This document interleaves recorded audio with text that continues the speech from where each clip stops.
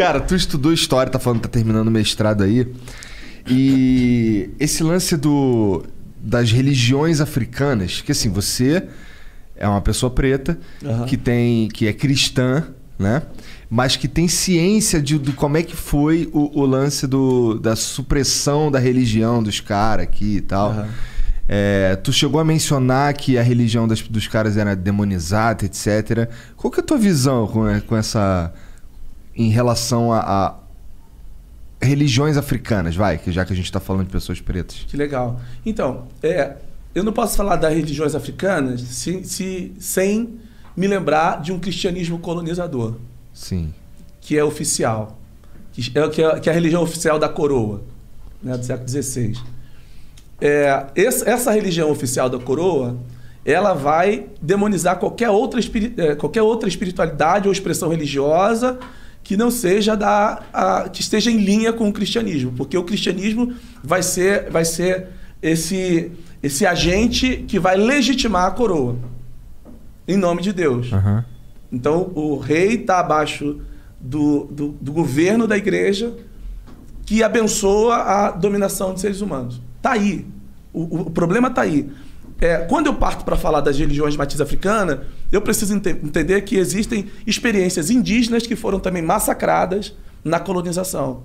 E por quê? Porque não eram cristãs. E por não serem cristãs, eram demonizadas. As religiões de matriz africanas, elas são demonizadas por não serem também um recorte do cristianismo, um braço do cristianismo.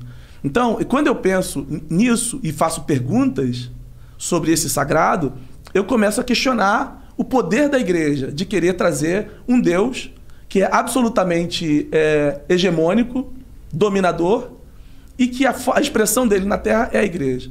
Então, qualquer experiência que seja fora disso aí é coisa do demônio. Daí que vem esse olhar para as experiências religiosas africanas e afrodiaspórica e atribuir a essas expressões, porque o demônio é o Exu.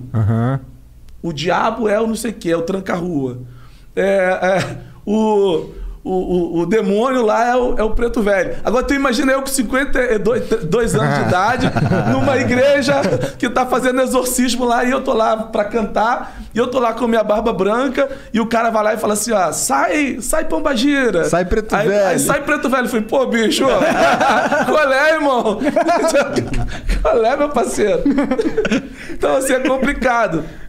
Mas é isso, acho que a questão do olhar para as religiões de matriz africana preconceituoso e demonizador, ele caminha junto com uma identificação da cor do negro, que é um respaldo que você vai ter, por exemplo, a partir de Isidoro de Sevilha, por exemplo, que ele vai construir um mito, que é o mito de Cão, que é um mito bíblico, inclusive, que um dos filhos de Noé vai ser amaldiçoado. E o continente africano é tido como o continente onde esses filhos, esse descendente de Noé vão habitar. E a marca desses filhos está na cor da pele, está na geografia, que é o continente, está na genealogia, porque os filhos de Cão foram para a África, segundo essa tradição literária judaico-cristã. E o terceiro ponto, que vai estar dentro do cristianismo, do islamismo, do cristianismo, é a cor da pele. Então, tudo que se produz na África é maldito. As experiências cristãs da África, as experiências religiosas da África, são experiências malditas. Isso aí é o pano de fundo. Eu não posso falar sobre, por exemplo, quando eu vou pensar sobre o candomblé, quando eu vou pensar sobre as experiências, tanto africanas quanto afrodiaspóricas, eu não posso olhar para isso sem fazer uma leitura anterior a isso, que é construída há muitos séculos, que é sustentada, por exemplo, a partir do século VI, VII, por Isidoro de Sevilha, que vai ser o pano de fundo para a justificação do século XVI da escravidão africana. Então está tudo isso ali. Então qualquer expressão africana vai estar relacionada ao demônio, por uma igreja hegemônica. E por ser uma expressão de resistência. Porque o candomblé é uma experiência... eu gosto do Muniz Sodré quando ele fala que a experiência do candomblé é uma experiência de resistência. É a ágora diaspórica. Mas eu concordo. Eu acho que a resistência é um dos aspectos mais fortes. Que é lindo, porque o candomblé produz tudo. Não é só religião. E ele sobreviveu há anos, há séculos de escravidão no Brasil. Não estou falando do candomblé, mas estou falando das experiências africanas. Porque tem outras experiências africanas anteriores ao candomblé no Brasil. Mas, enfim, vão ser experiências que vão resistir à coroa, que vão resistir aos colonizadores, que vão resistir ao cristianismo católico e, a partir da República, ao cristianismo laico também, que está sempre sendo oprimido, mas sempre resiste. Por quê? Porque não é uma resistência apenas da espiritualidade, é uma experiência da consciência, é uma resistência política, é uma experiência do seu lugar enquanto negros que foram escravizados.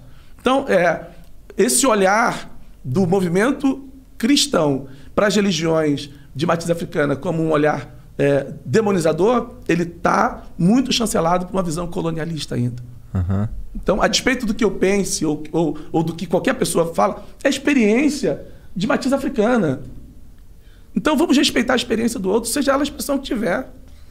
Só que apesar de sermos um país laico, nós não suportamos, nós ainda olhamos, a sociedade ainda olha para um trabalho, por uma oferenda que é feita, por um rito do candomblé, por exemplo, mais diretamente, e vai dizer, isso é coisa do mal.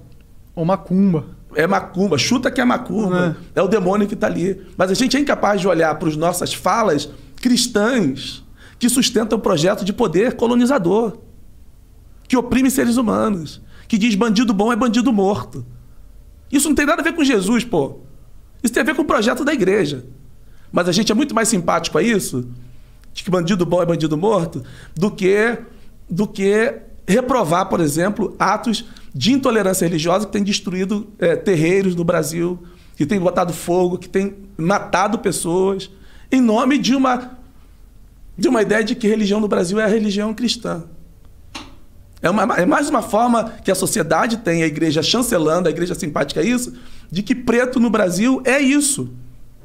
É subalterno, é demonizado de alguma forma. E essa marca está na cor da pele. E é possível que tenham pessoas assistindo a gente falando, pô, esse preto só fala merda. É possível que você tenham pessoas nos assistindo pensando exatamente isso.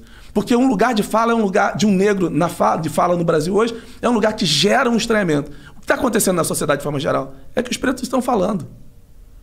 É que a resistência aumentou ainda. E eu faço frente com um movimento de resistência do lado de cá, dentro do ambiente religioso. Mas eu estou dialogando com outros setores sociais onde pretos e pretas estão falando. Respeito o nosso espaço. Respeito o nosso sagrado. Que não tem que ter expressão. Porque eu, dentro de um ambiente tradicional, religioso, eu já fui perguntado o seguinte, você é muito bom, mas você fica muito suado na reunião. Será que você pode suar menos? Ué. O cristianismo é elitista. Eu falei assim, cara, eu não consigo fazer isso, irmão. E quem falou isso para mim foi um pastor.